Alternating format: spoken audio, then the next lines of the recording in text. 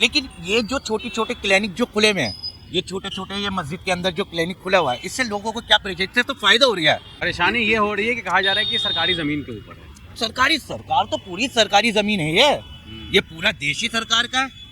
आप बताइए, पूरा देश सरकार का है नहीं है? बिल्कुल है। और हम कौन है सरकार के? आप मुझे बताए ना। आप वोटर हैं। जब ये पूरा देश सरकार का है तो हम कौन है सरकार के? क्या सरकार की जगह पे हमारा कोई हक नहीं है क्या? आप बताएं मुझे, सरकार की जगह पे हमारा कोई हक नहीं है? अगर हक नहीं है तो कहते सरकार के तुम्हारा कोई हक नहीं है, फिर वोटर किस काम के हम?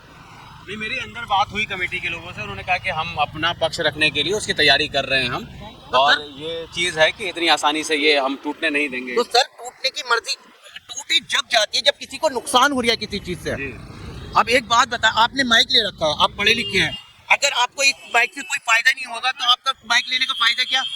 कोई फायदा नहीं है ना।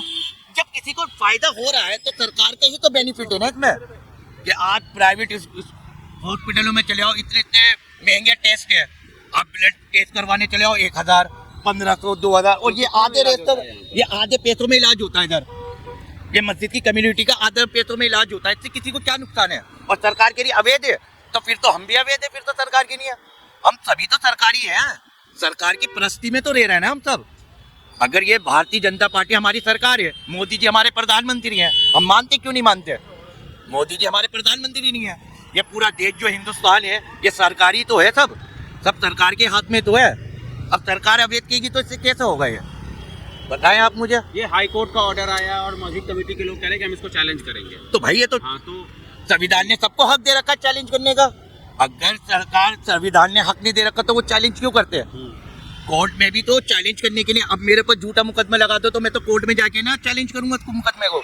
ऐसा है सर, ऐसा कोई भी नहीं है। ये देश बड़ी मोहब्बत और एहतराम से चल रहा है, इसकी गंगा जमुना तहजीब से चल रहा है ये देश। इसको चलने दो, जैसे चल रहा है चलने दो। आप ये बताइए कि यहाँ पर जो पार्किंग वगैरह जिस तरीके से जाम ट्रैफिक लगता है उसको लेकर के पार्किंग हटवाओ, मैं आपके साथ हूँ, पार्किंग हटवाओ। ये एमसीडी के नहीं है, आप हटवाओ पार्किंग। ये तो ये है अवैध पार्किंग, हटाओ। कौन मना कर रहा है आपसे? ये इतनी अवैध दुकानें खड़ी है, सब हटाओ। क्यों, कौन मना कर रही है आपसे? जो पार्किंग जो मस्जिद के अंदर पार्किंग है, मस्जिद के अंदर भी है, अंदर लगाओ गाड़ी। अगर नमाज पढ़ने कोई आ रहा है तो अंदर गाड़ी लगाओ, रोड का तो कोई मतलब नहीं है। और मुसलमान में तो है, अगर किसी से तकलीफ हो उसकी नमाज ही नहीं मानी जाती। अब इस्लाम का असूल है ये। अगर मेरी वजह से आपको तकलीफ हो रही है, मैं नमाज पढ़ रही हूँ, आपको तकलीफ हो रही है, तो वो नमाज मेरी मानी नहीं जाएगी। ये बात मैं आपसे कहना चाहता हूँ सर।